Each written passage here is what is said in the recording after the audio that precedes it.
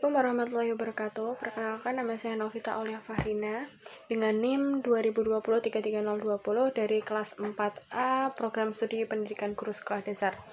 Di sini saya akan menjelaskan materi dari mata kuliah sumber dan media pembelajaran, yaitu materi mengenai kedudukan media dalam proses belajar mengajar.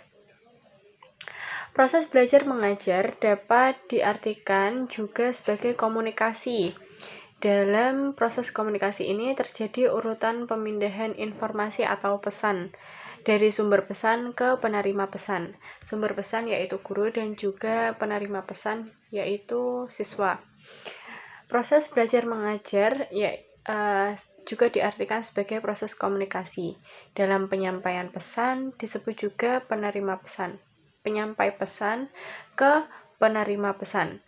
Proses komunikasi dalam konteks belajar ini bisa digambarkan dengan bagan, yaitu pesan ini dari guru kemudian disampaikan melalui media, dan juga penerima pesan, kemudian tujuan atau hasil belajar yang dicapai.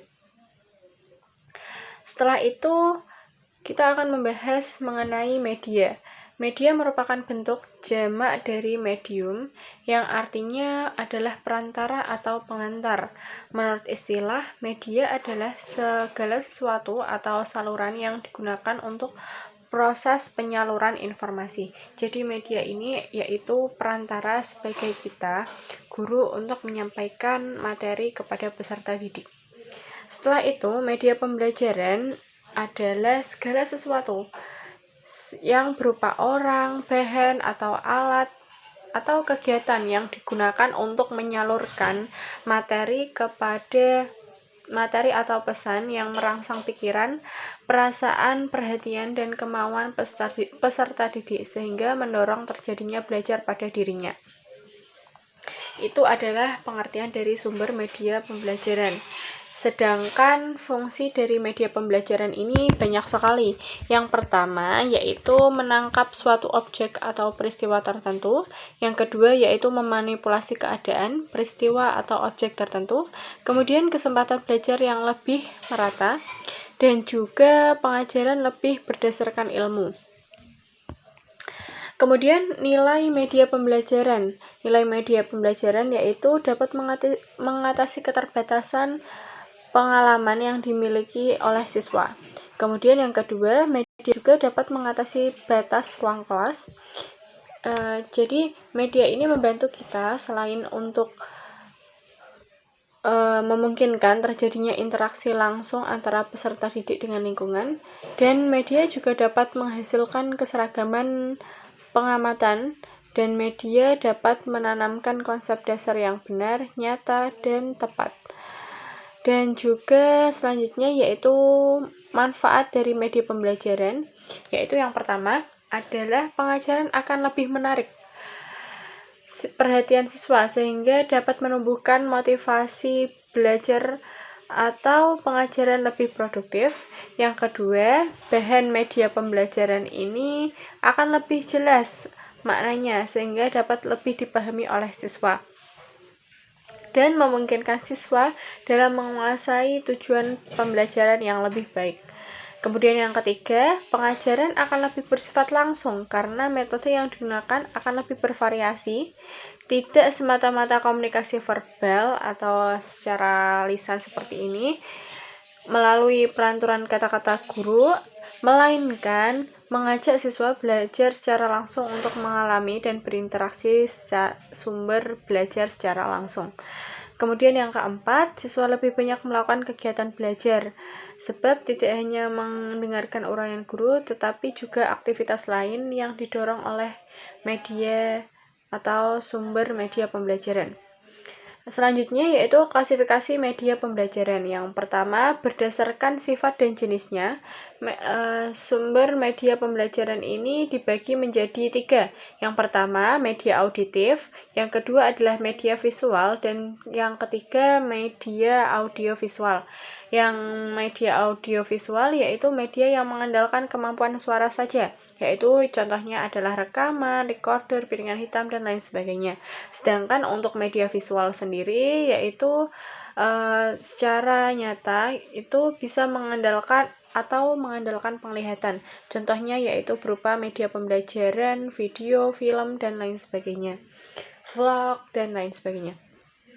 Kemudian yang terakhir yaitu media audiovisual yang menggabungkan antara media pendengaran dan juga media penglihatan. Contohnya yaitu media yang menampilkan antara unsur video dan juga suara dan juga video bergerak. Sedangkan klasifikasi media pembelajaran yang kedua yaitu berdasarkan teknik pemakaiannya itu dibagi menjadi dua, yaitu media elektronik dan juga media non-elektronik.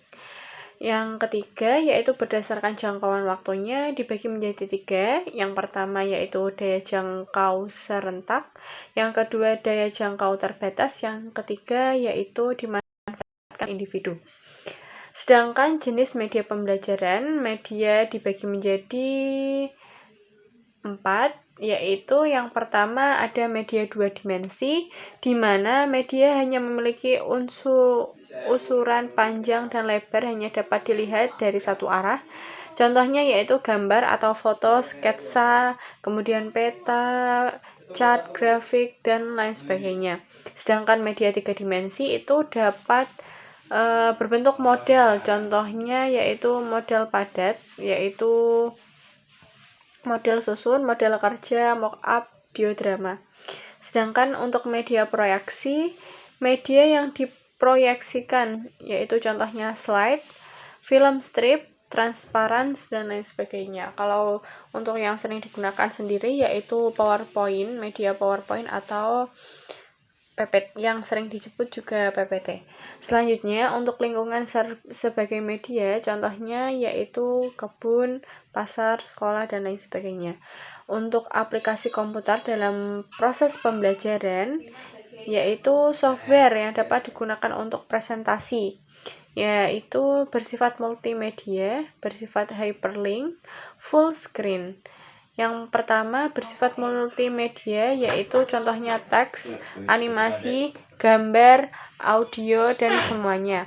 Kemudian yang kedua yaitu bersifat hyperlink, yaitu ikon-ikon dalam komputer atau berbagai jenis data dapat dikoneksikan dengan ikon atau data yang lain.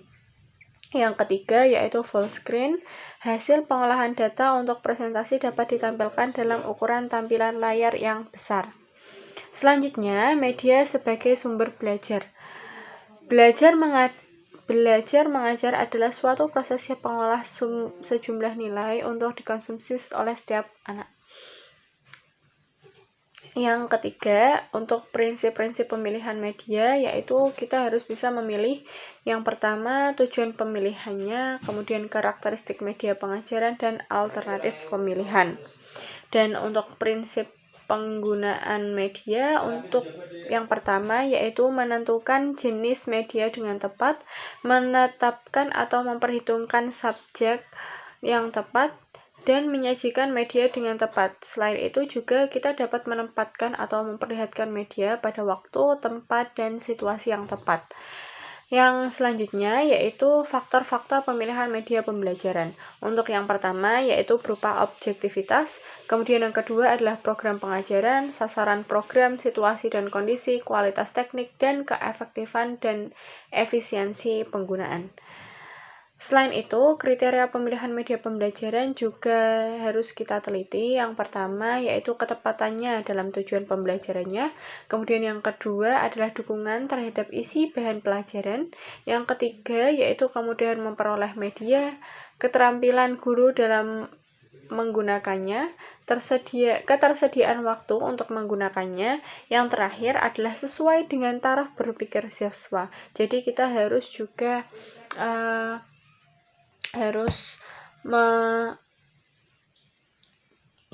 menyesuaikan antara keduanya. Sekian pemaparan dari saya. Apabila ada kesalahan dalam penyampaian, mohon maaf. Terima kasih. Wassalamualaikum warahmatullahi wabarakatuh.